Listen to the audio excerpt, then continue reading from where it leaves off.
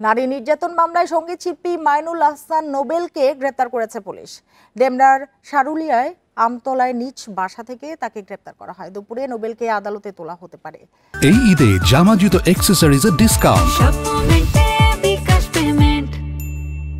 Police জানিয়েছে ভুক্তভোগী নারী ইডেন কলেজের শিক্ষার্থী। তাকে ঢাকা মেডিকেল কলেজ হাসপাতালের ওয়ান স্টপ ক্রাইসিস সেন্টারে পাঠানো হয়েছে।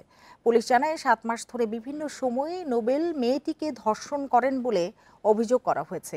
এর আগে ব্যক্তিগত নানা আচরণের কারণে বিভিন্ন সময়ে আলোচনায় আসে নোবেলের নাম। 2 বছর আগেও প্রতারণার মামলায় তাকে গ্রেপ্তার করেছিল পুলিশ। কয়েক বছর আগে ভারতের পশ্চিমবঙ্গে গানের রিয়েলিটি শোতে অংশ নিয়ে পরিচিতি পান নোবেল।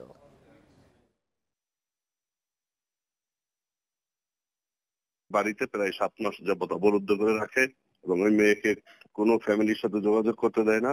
সে বিয়ে টিয়ে না করে এই মেয়েকে সে ধর্ষণ করে কন্টিনিউ টু তার ইচ্ছার বিরুদ্ধে। ওই 999 সংবাদের ভিত্তিতে ওইখানে যেয়ে ওই নোবেলের বাসা থেকে আমরা মেয়েটাকে উদ্ধার করি রাত 10টায়। তখনই নোবেল পালায়া যায় এখান থেকে। পরে রাত 2:30টার সময় আমরা তাকে আটক করি।